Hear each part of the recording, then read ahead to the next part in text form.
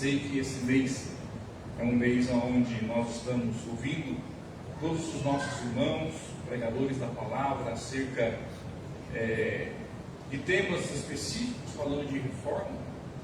E eu creio que Deus está usando cada um dos seus filhos, dos seus servos, da maneira que cada um é usado por Deus. E isso é o bonito da obra de Deus e da igreja, porque Deus não trabalha com forma, Deus trabalha com formas. A Bíblia diz que Ele trabalha na multiforme de graça. Então Deus usa cada um da sua maneira. E eu creio que Deus vai nos usar nesta noite para transmitir uma palavra para o nosso coração. É claro que queríamos que a igreja estivesse com mais pessoas, que os obreiros estivessem aqui, mas eu sempre digo, sempre acredito naqueles que dizem que Deus não fala com quem está ausente, mas Deus tem uma palavra sempre para aqueles que estão presentes. Quem acredita nisso? Glória a Deus. Meus irmãos, o tema da palavra de hoje é combate da fé. Repita comigo, combate da fé. Só dessa vez, prometo, pastor Adriano, que vai ser só dessa vez. Olha para o seu irmão e diz assim: estamos em reforma.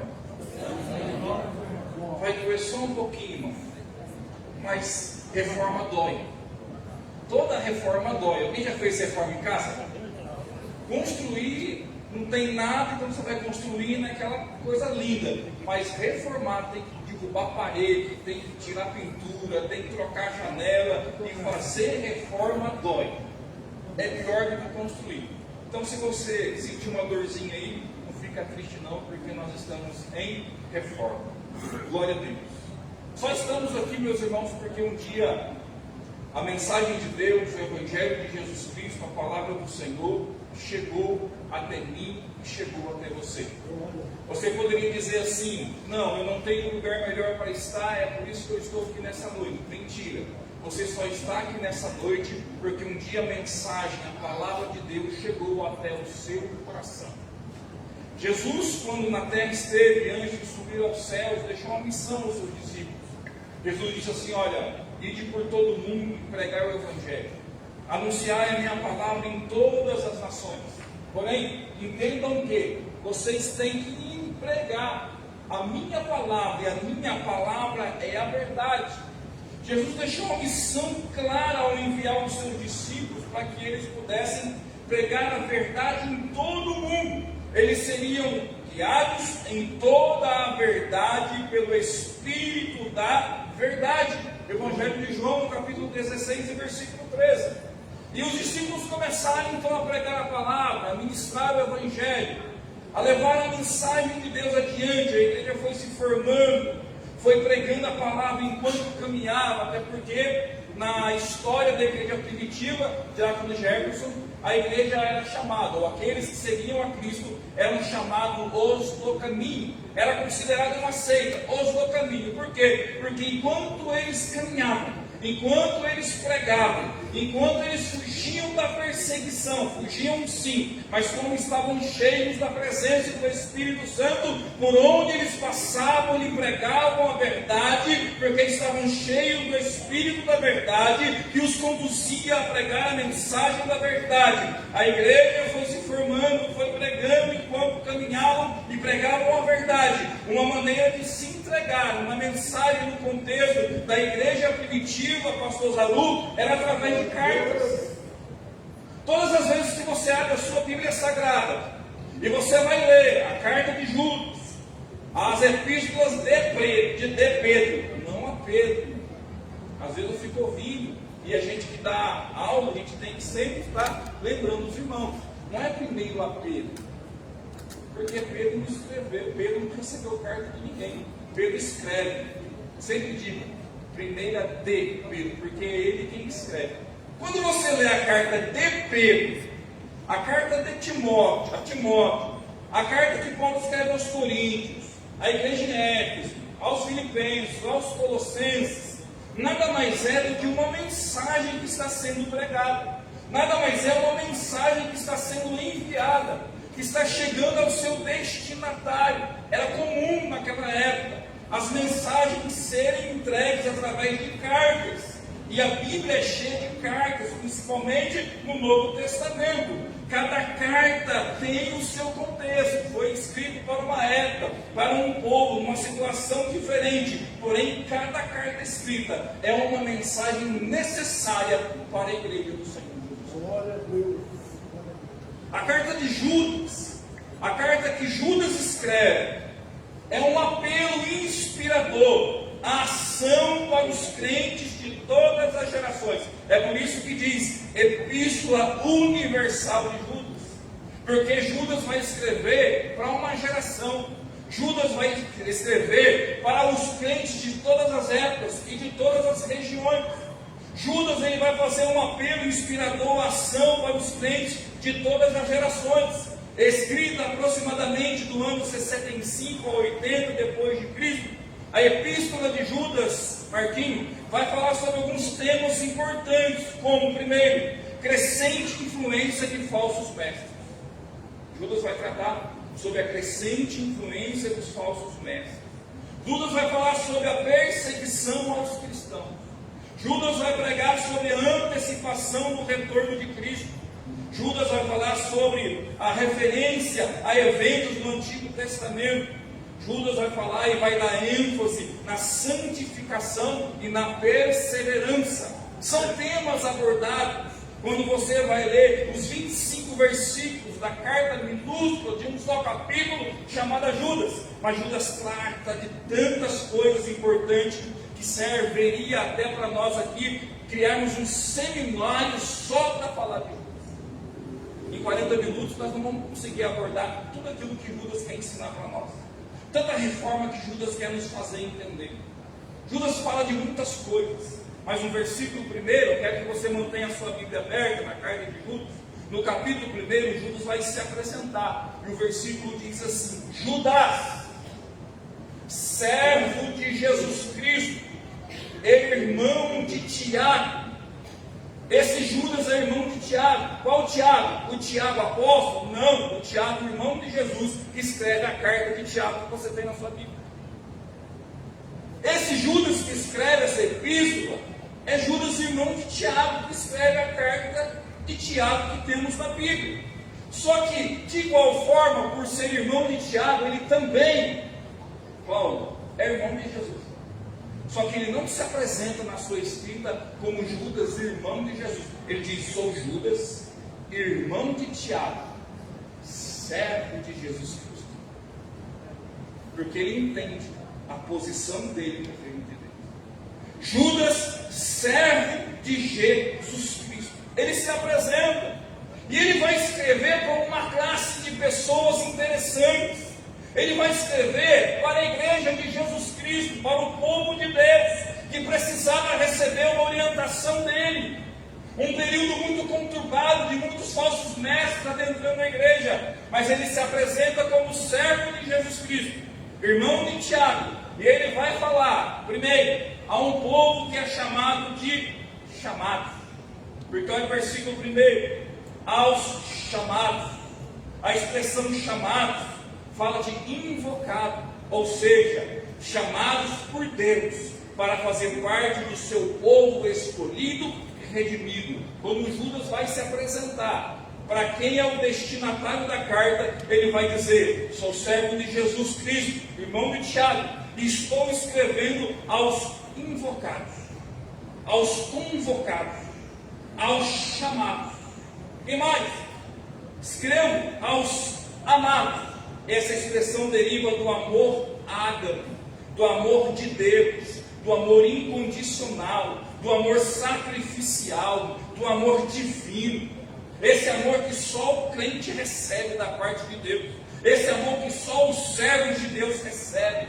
Os crentes são amados, um amor incondicional. Os crentes são identificados como aqueles que são objeto desse amor especial de Deus. Então, primeiro, Judas escreve aos chamados, aos convocados, aos invocados. Judas escreve aos amados, aqueles que recebem o amor incondicional de Deus. E Judas escreve aos guardados, aos preservados. indica uma ação contínua de proteção, de preservação. Os crentes são mantidos seguros e protegidos por Jesus Cristo. Então deixa eu te falar algo muito interessante aqui. Nós não estamos numa reunião social, nós não estamos aqui em busca de entretenimento, nós não estamos aqui como um teatro para assistir uma apresentação, não. Nós só estamos aqui porque somos um povo escolhido. Primeiro, nós somos chamados. Segundo, nós somos amados. Terceiro, nós somos guardados. Aqui só se encontra nessa noite uma classe de pessoa: aqueles que são chamados, aqueles que são guardados, aqueles que são amados. Um povo específico, um povo poderoso, um povo cheio do Espírito Santo. E eu vou repetir só para você começar da glória. Aqui nessa noite de quinta-feira está reunido um povo: primeiro, chamado; segundo, guardado; terceiro, amados. Chamados, guardados e amados. Por quem? Por Deus. É esse povo que Judas vai escrever. Ele vai dizer: olha, eu estou escrevendo aos chamados, aos santificados em Deus, aos conservados em Jesus Cristo. Ele vai fazer um voto também no final do versículo 1, porque ele vai dizer que a misericórdia, que a paz, que o amor sejam sobre a vida de vocês multiplicadas. O povo que é chamado, o povo que é amado, o povo que é guardado, Judas deseja que a misericórdia, que a paz, que o amor de Deus na vida de vocês possam ser multiplicados. Irmãos, nós não somos um povo comum reunidos, somos o povo de Deus, o povo escolhido, o povo chamado, guardado e amado para uma missão. Pergunta para mim, qual missão é essa? Pergunta, qual missão, pastor? Versículo 3 da carta de Judas. Judas vai nos revelar a missão. Judas, ele queria escrever acerca de salvação. Versículo 3, ele vai dizer: amados. Olha a expressão amados de novo. Amados, procurando eu escrever-vos com toda a diligência acerca da salvação comum. Judas queria falar sobre soteriologia, a doutrina da salvação. E eu penso que Judas, se tivesse descortinado acerca dessa doutrina, falaria coisas extraordinárias para nós. Porém, ele vai dizer que ele para naquele momento. É o desejo dele. Ele está dizendo: amados, procurando eu escrever-vos com toda a diligência acerca da salvação comum, da salvação que um dia foi entregue a nós, foi entregue a esse povo, chamado, amado, guardado. Eu queria falar sobre salvação, a salvação comum, mas olha a sequência do versículo: tive por necessidade, ou seja, ele foi impelido, ele sentiu a necessidade de nos exortar acerca de uma batalha. Judas estava querendo falar sobre salvação, mas o Espírito Santo o impediu. O Espírito Santo o impeliu. Ele sentiu necessidade de mudar a mensagem.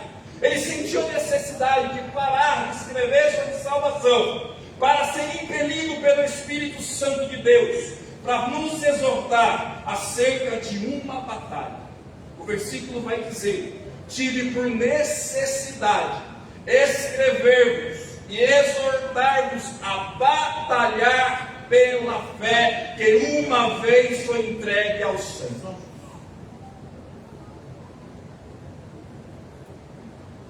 A expressão batalhar pela fé, ou essa expressão batalhar, você pode trocar a palavra por lutar, vai dando a mesma coisa.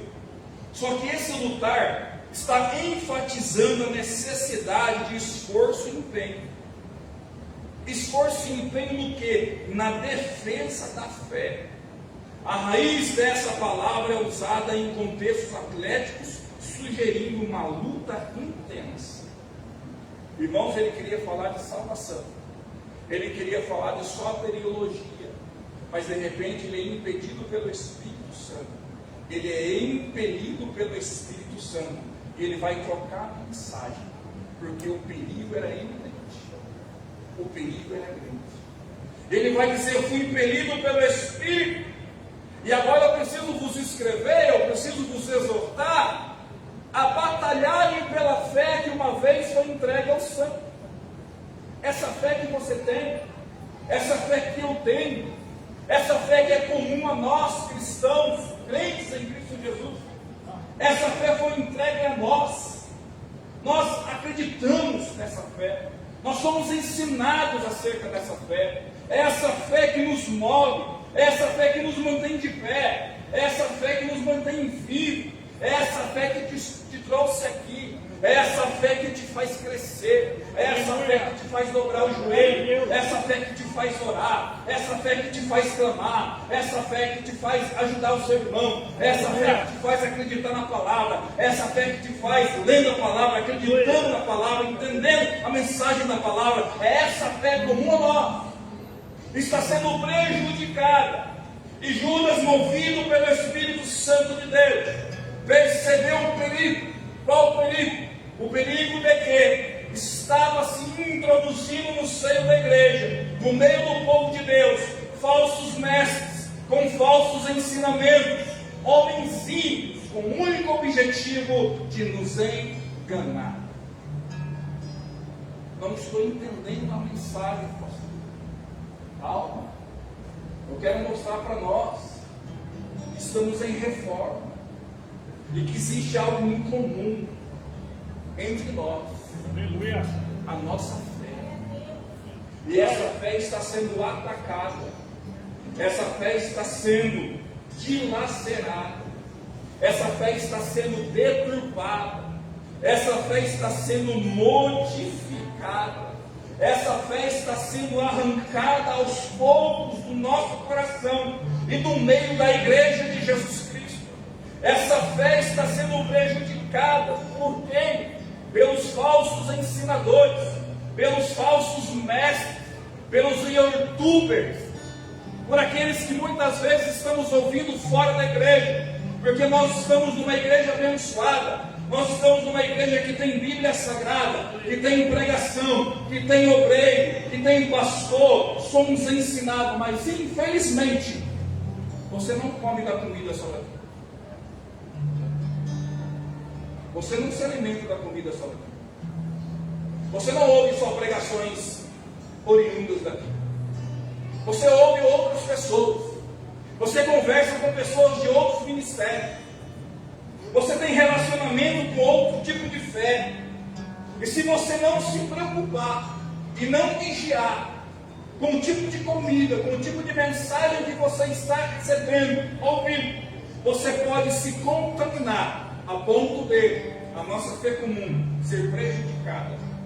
Judas, ele queria falar de salvação, mas ele foi impelido pelo Espírito Santo para falar acerca dos falsos. E quando você parte para o versículo de Números 4 em diante, o Judas, inspirado agora pelo Espírito Santo de Deus, ele vai dizer o quão grande e o quão perigoso é deixarmos a fé verdadeira, dando ouvido a falsos mestres. Detalhe, Judas vai escrever para um povo inteligente. Judas vai escrever para um povo que conhecia de Torá. Judas vai escrever para um povo que conhecia de Antigo Testamento, de Arco de Jefferson. Judas vai escrever, não é para um povo leigo, não. Judas vai escrever para gente que tinha conhecimento.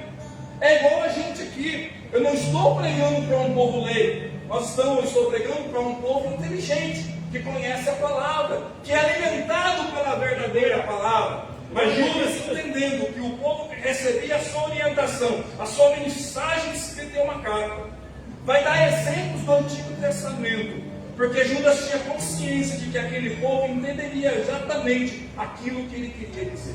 E Judas vai dizer, e vai nos mostrar através dos versículos seguintes, acerca de exemplos de um povo que, conhecendo dele, não deu crédito à sua palavra e deixou a sua fé e fidelidade ser contaminada. Por exemplo, Judas vai dizer, no versículo 5, que existia um povo que Deus tirou do Egito, a nação de Israel. E essa nação de Israel, por causa da incredulidade, por causa da dura cerviz, diz o texto bíblico, que muitos deles Deus matou por causa da incredulidade.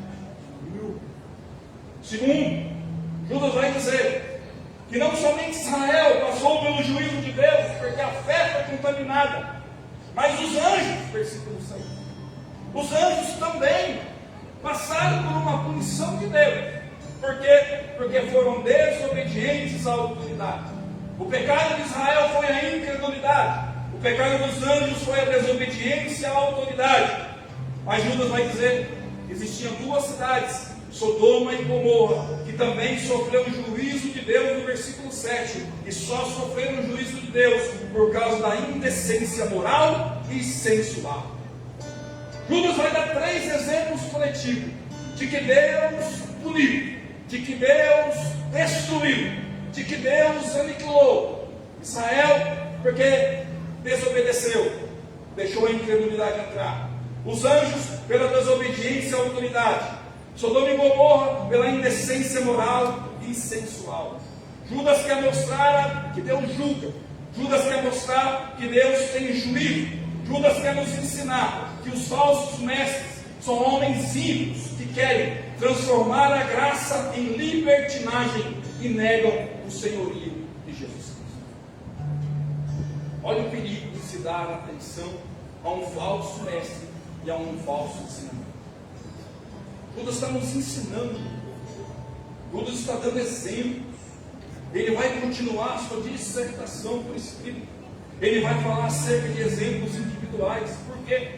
Porque o povo que deu ouvido à mensagem do falso mestre é um povo incrédulo, é um povo desobediente à autoridade e é um povo imoral. Mas eles só se tornaram isso porque se infiltraram no meio do povo de Deus o falso mestre. O falso mestre, ele tem algumas características. E Judas vai dizer que o falso mestre, ele caminha, ele permeia caminhos tortuosos. Por exemplo, um falso mestre, um falso ensinador, ele caminha pelo caminho de Caim. O caminho de Caim fala da inveja. O caminho de Caim fala da ira. O caminho de Caim fala da recusa da vontade de Deus. O caminho de Caim, pastor Zaru, fala de morte, fala de descuido, fala de consequências destrutivas.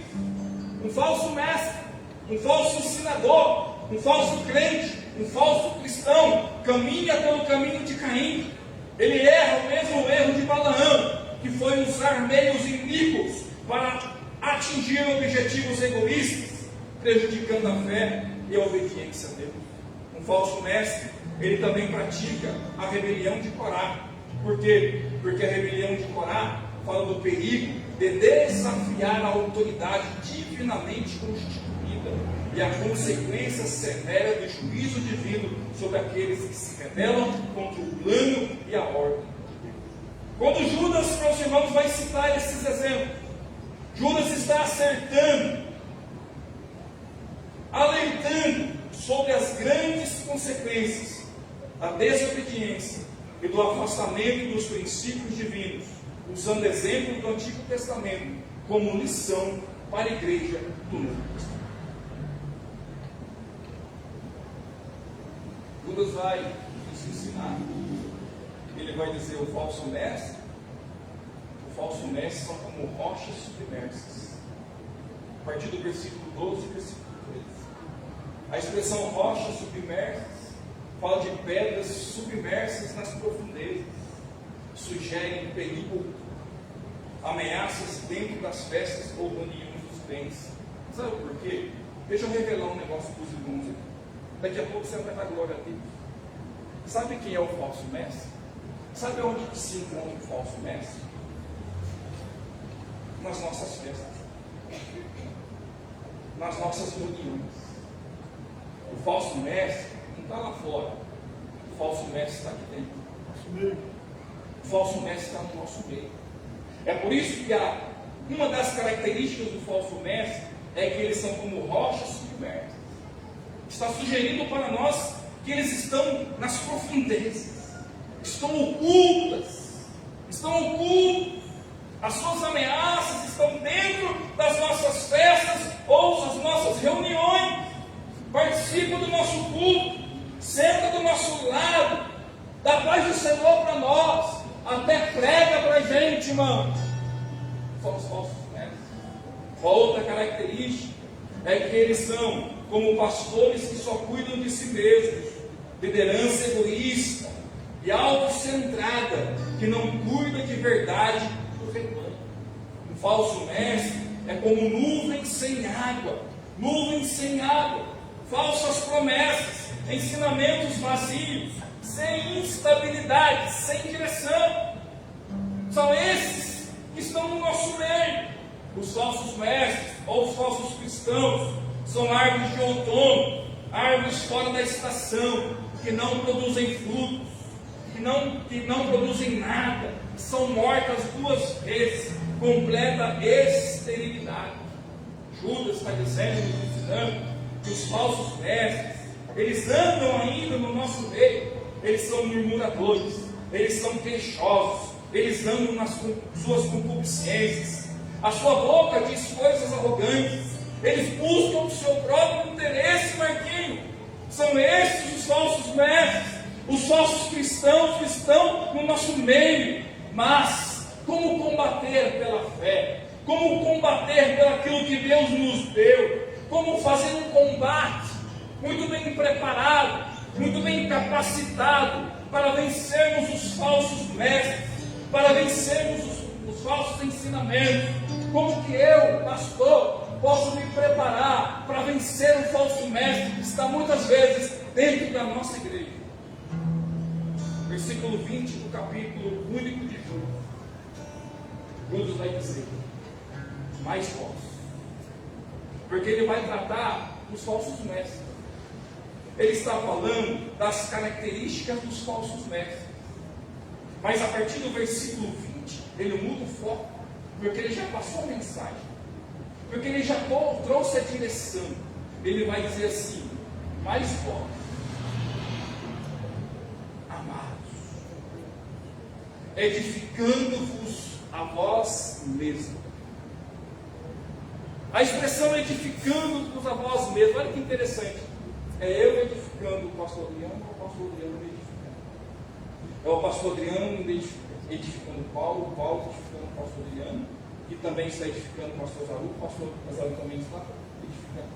Edificando-vos a vós mesmos, sobre a vossa santíssima fé, sobre aquilo que um dia foi pregado, sobre aquilo que um dia foi ensinado, sobre aquilo que um dia chegou até nós.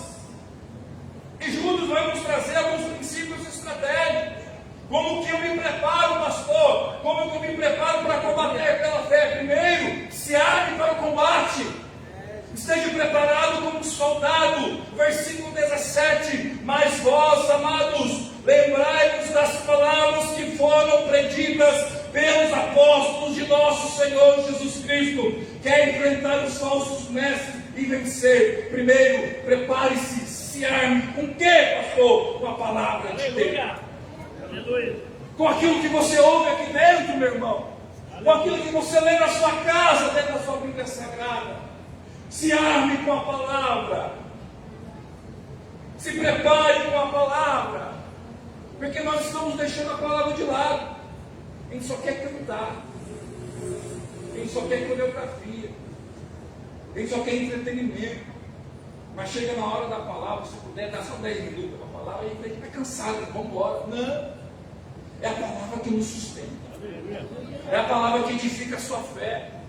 É a palavra pregada que vai fazer você sair daqui preparado para enfrentar a segunda-feira lá, a sexta-feira lá, o seu dia de trabalho lá amanhã, a sua vida secular, os seus problemas dentro da sua casa, os seus problemas na escola, no trabalho. É a palavra de Deus guardada no coração que vai nos fazer preparados, que vai nos fazer prontos, firmes para enfrentarmos essa batalha pela fé dos últimos dias. Aleluia! Segunda estratégia para você vencer e combater pela sua fé: alicerce sua vida cristã. Versículo 20 e 21. Conserve a sua fé. É um ajudando o outro, irmão. Mas vós, amados, edificando-vos a vós mesmos, sobre a vossa santíssima fé, fale da palavra, viva a palavra, aconselhe o seu irmão pela palavra, ore com o seu irmão, alicerce sua vida cristã. E terceiro, pregue, anuncie o Evangelho, pregue a palavra de Deus. Estamos numa grande batalha. O inimigo tem se levantado contra a igreja. O governo é uma ferramenta do inimigo. O do Brasil não, o governo mundial é uma ferramenta que o inimigo está usando. E a perseguição já vai começar, se já não começou. Só vai permanecer de pé crente cheio do Espírito Santo. Só vai permanecer de pé crente cheio da presença de Deus. Só vai ficar dentro da igreja os verdadeiros, os falsos, os mimizentos, os Nutella. Vai sair correndo porque não vai aguentar a perseguição. Igreja não é entretenimento, meu irmão. Aqui nós não estamos para assistir a apresentação de ninguém. Não é para você sair daqui julgando a minha mensagem, dizendo ele errou essa palavra em português, ele não fez uma boa exegese, porque a gente é assim. A gente sai da igreja dizendo, pastor Adriano, sua mensagem foi mais ou menos. Não? Mas guarda a palavra que aleluia. Ele foi inspirada pelo Espírito Santo. Se você guardar ela, você vai se armar para o combate. Você vai alicerçar a sua vida cristã. E você vai estar preparado para pregar essa palavra. Porque quem tem que pregar o Evangelho? Eu e você. Aleluia. Deus te chamou. Para quem Judas escreve? Repita comigo. Para os chamados. Para os amados. Para os guardados. Então diga assim: eu sou o chamado, amado, guardado. Estou. Repete, irmão, repete, que é só para você entender. Estou numa grande batalha. Eu preciso primeiro me armar para o combate, alicerçar minha vida cristã e anunciar. Aleluia. Aleluia. Versículo 22, coloca aí para a gente terminar. Depois que Judas fala acerca dos falsos mestres, das suas características, depois que Judas nos mostra o caminho para enfrentarmos essa batalha, ele vai terminar a sua carta dizendo assim no versículo 22: e a piedade de alguns, usando de discernimento. Algumas traduções vai falar para que a gente possa se apiedar ou ter piedade de alguns, porque esses são confusos. 3 pessoas ou 3 classes de pessoas estão aqui nessa noite, dentro da igreja, e nós estamos nos reformando. Amém? Primeiro, aqui dentro tem pessoas confusas, aqui dentro tem pessoas convencidas e tem pessoas contaminadas. Se você observar o versículo 22, ele vai dizer: e a piedade de alguns. Mas olha o 21: conservar-vos a vós mesmos no amor de Deus, esperando a misericórdia de nosso Senhor Jesus Cristo para a vida eterna. Ele vai dizer: e a piedade de alguns, usando de misericórdia ou de discernimento. A expressão confuso significa que essas pessoas são vacilantes ou hesitantes. A exortação é para convencê-lo ou para esclarecê-lo. Judas quer que o crente, cheio do Espírito Santo, que entendeu que existe uma batalha sendo travada, que entendeu que a fé comum a nós é tão importante que precisamos batalhar intensamente para guardá-la. Judas está nos ensinando. E se eu entendi a minha posição, se eu entendi, estou numa batalha, agora Judas está dizendo: nós precisamos exortar aqueles que estão vacilantes, aqueles que estão hesitantes. A exortação é para convencê-los ou para esclarecê-los, levando-os a uma posição firme na fé. Judas, que eu, como ministro de Deus, como servo de Deus, como crente em Deus, que eu identifique no meio da igreja os confusos, os hesitantes, os vacilantes. E Judas quer que eu, cheio do Espírito Santo, convença-os, exorte-os acerca da firme fé.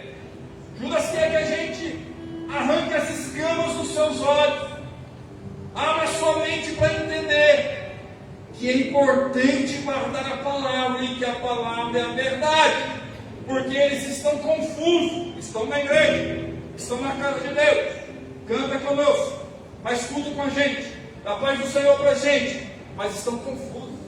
Por que estão confusos? Porque são muitas vozes, são muitas mensagens, são muitos ensinadores, são falsos mestres. Temos que fazer um seminário, mas Judas vai falar que o antinomianismo está imperando naquela região, o gnosticismo está imperando naquela região. Eles estão recebendo a informação e o ensinamento de que não importa, desde que eu preserve, entre aspas, a minha fé, a minha alma, o meu espírito, o que eu faço com o meu corpo não tem significado nenhum. Eu posso pecar, eu posso prostituir, eu posso adulterar, eu posso fumar, eu posso beber, eu posso fazer orgia, eu posso fazer o que eu quiser com o meu corpo, porque a minha alma está guardada. Está errado! É uma mensagem errada, irmão. É algo do gnosticismo, do antinomianismo. Judas está dizendo que esse povo é confuso, que esse povo é vacilante, que esse povo ele está hesitante. Mas Judas quer que eu e você, nós venhamos a exortá-los, nós venhamos a convencê-los, nós venhamos a esclarecê-los. Deus quer que a gente abra os olhos dele, Deus quer que a gente reproduza para eles a verdade, que preguemos para eles a verdade. Mas existe um outro povo que Judas quer nos ensinar, os que estão convencidos. O versículo 23 diz assim, coloca aí: e salvai alguns com temor, arrebatando-os do fogo. Se existe no nosso meio os confusos, existe os convencidos. Por que Jesus é bom? Não! De que eu posso viver a vida do jeito que eu quero, de que eu posso viver com um pé na igreja e com um pé no mundo. Uma hora eu estou crente, uma hora eu estou desviado. Uma hora eu quero Bíblia, outra hora eu quero bebida. Uma hora eu quero Deus, outra hora eu quero prostituição. Uma hora eu quero oração, outra hora eu quero... Estão entendendo? Eles são convencidos que pode continuar assim. E Jesus está dizendo: salvai alguns do fogo. Judas está dizendo para nós que esses são convencidos. A expressão salvai é harpazon no grego, e fala de urgência.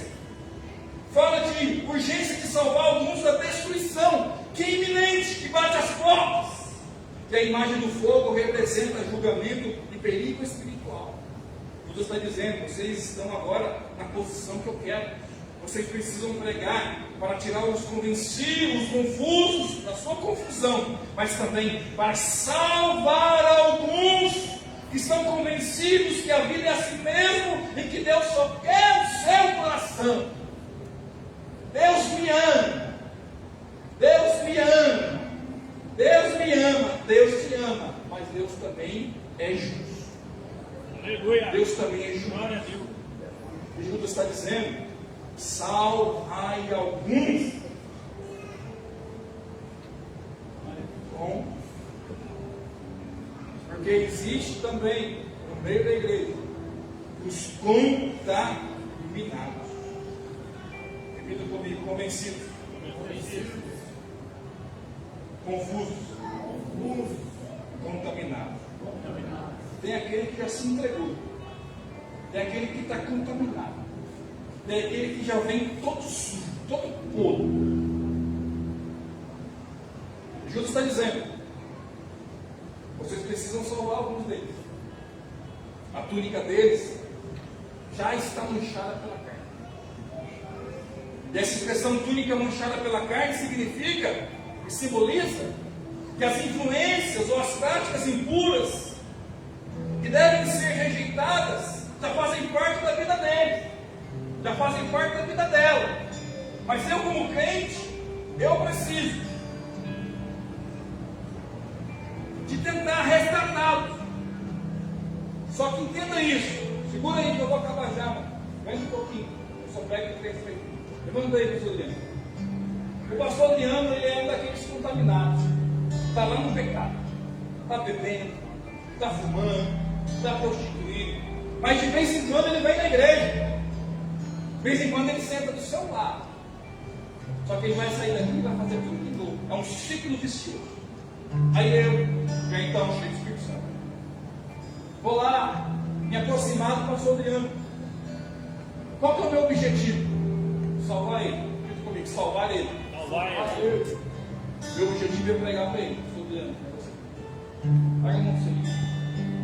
Pepinho, Jesus te ama. E aí você se aproxima dele. Quando você se aproxima dele, você tem o que com ele? Intimidade, relacionamento. Você passa a fazer parte do ciclo de amizade dele. Você passa a entender e ver, e muitas vezes estar junto com ele lá fora, naquilo que ele está praticando de errado. Só que você está puro, você está querendo só tirar ele desse mundo, você está querendo salvar ele. Só que observe, existe uma observação aqui. A instrução de Judas é para que a gente possa exercer misericórdia, mas com temor e discernimento, entendimento. No grego, em fogo, significa que nós precisamos estar com o coração tão fixado em Deus, a ponto de nos destacarmos, ou destacar a importância de agir com respeito, reverente a quem é Ele? Não, a Deus. Por quê, irmão? Porque se eu não estiver cheio de Deus, eu não trago ele para a igreja, mas ele me leva para o mundo. É por isso que o versículo vai dizer: salvai alguns com temor. Cuidado com a aproximação, cuidado com a maneira que você está se utilizando para pregar para ele. Use com temor, tente arrebatá-los do fogo, mas odeie o pecado que ele pratica, odeie a túnica dele, odeie as ações dele. Por quê? Porque estão manchadas da carne. Aleluia. Como que eu faço isso? Como que eu faço isso? Como que eu faço isso? Como que eu me aproximo do pecado dele? Não me contamino. Como que eu participo da vida dele? E ao invés dele me levar para o mundo, eu trago na igreja. Como que eu faço isso? Eu termino aqui porque o versículo 20 vai nos dizer: mais vós, os chamados, os amados, os guardados, tem uma válvula de escape, tem uma ajuda importante. Vocês não estão sozinhos. Como que eu faço isso? Como que eu vou trazer aquele que está desviado para dentro da casa de Deus e eu não vou junto com ele para o mundo? Você só vai poder fazer isso se nós aqui, que estamos na casa de Deus no ano de 2024, nos edificarmos uns aos outros sobre a nossa santíssima fé, com a ajuda do pastor Rafael, orando o Espírito Santo. Aleluia. Aleluia. Glória a Jesus. Como que eu faço isso? Edificando-nos uns aos outros e orando no Espírito Santo. O que é orar no Espírito Santo? Com Jefferson, irmão Gerson vai gostar. Um grande teólogo do século XVI, por nome de João Calvino. Ele vai dizer que a expressão orando no Espírito Santo significa dependência do Espírito Santo. Calvino destaca a dependência do crente na obra do Espírito Santo durante a oração. É uma oração que reconhece a necessidade contínua da graça orientativa divina. O crente que ora no poder do Espírito Santo, como o Espírito Santo, ele não ora com a sua própria vontade, mas ele ora entendendo a vontade de Deus, dependendo do Espírito Santo, com harmonia com a vontade de Deus, com a sensibilidade à orientação divina, com a comunicação sincera com Deus. Você talvez possa dizer, eu não tenho força para orar. Você possa até dizer, quando eu dobro o meu joelho, eu começo a orar, e eu estou tão fraco, eu estou tão cansado, eu estou tão desanimado, eu estou tão desgostoso, eu não tenho nem força para mim. E você começa assim, Senhor, ó Deus,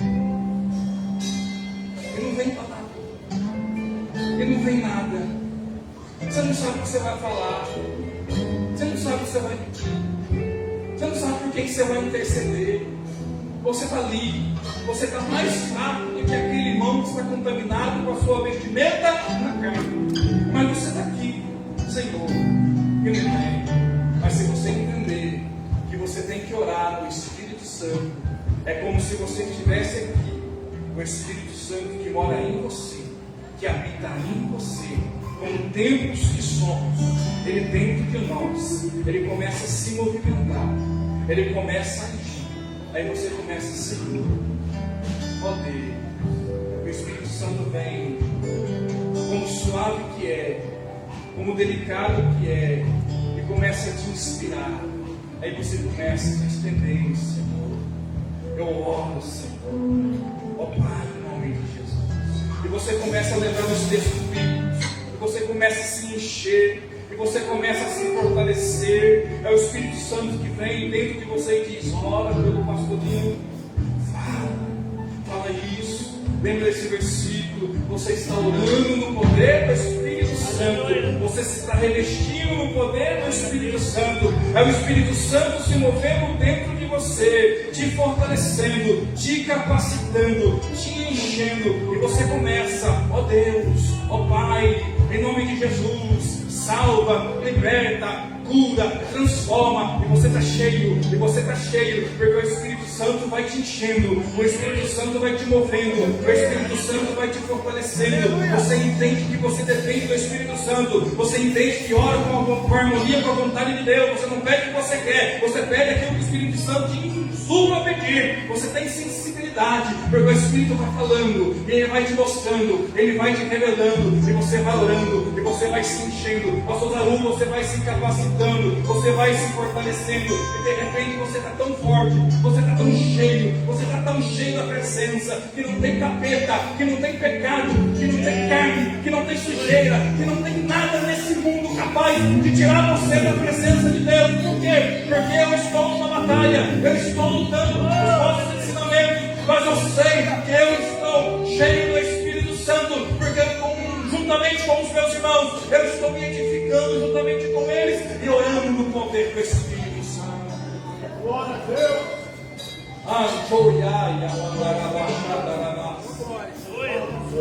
Orando no poder do Espírito Santo. Para quê?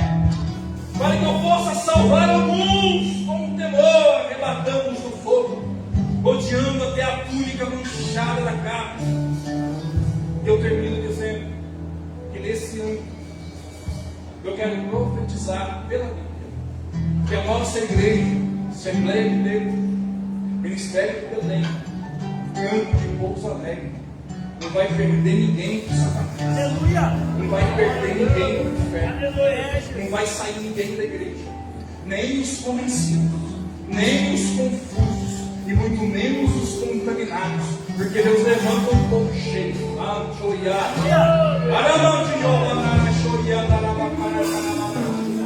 Deus levanta um povo cheio do Espírito Santo, que vai sair daqui entendendo que não sou eu na minha capacidade, mas é o Espírito Santo se movendo em mim, me fortalecendo.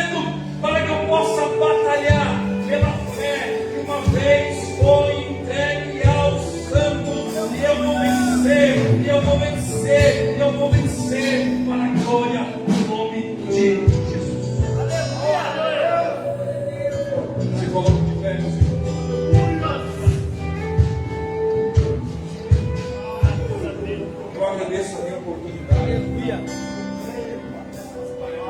Eu sei que você vai sair daqui refletindo. Vai sair daqui pensando: quem eu sou na ordem do dia? Sou convencido? Sou confuso ou sou contaminado? Não me interessa, porque se você estiver nessa classe, alguém cheio vai te tirar de lá. E se você está na classe dos cheios, Deus vai usar você para tirar alguém de lá. Vai dizer: a igreja vai crescer lá. Em nome de Jesus vai ser. Aleluia. Que Deus abençoe os irmãos. Em nome de Jesus.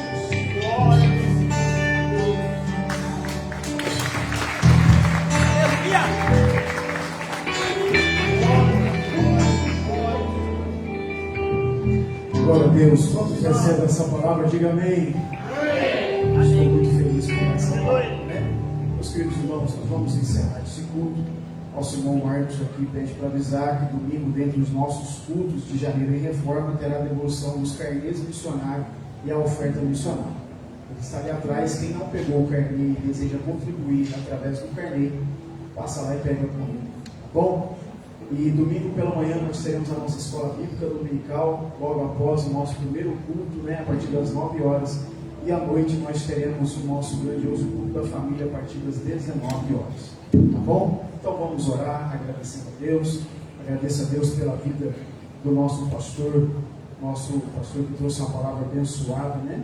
Que Deus continue abençoando ele, nosso professor de teologia. Então o homem tem palavra, né? Então a gente tem que escutar ele, né? Tem muita palavra ali. Ele suou um pouquinho, irmãos, é porque está calor, mas é porque ele está cheio também, né?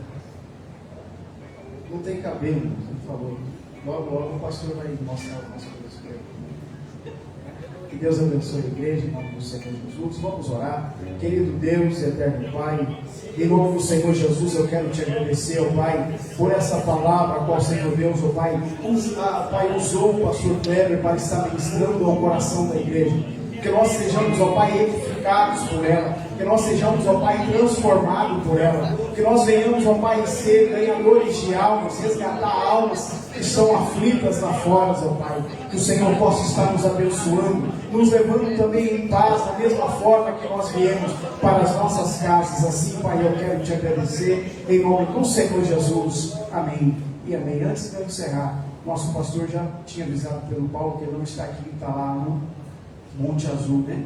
Acho que a igreja está passando por um momento de transição, então ele está ali fazendo a parte administrativa, tá bom? Que Deus abençoe, estenda as suas mãos, que o grande amor de Deus, a graça e a consolação do Espírito Santo esteja com toda a igreja, assim como hoje, para todos sempre, todos juntos. Amém.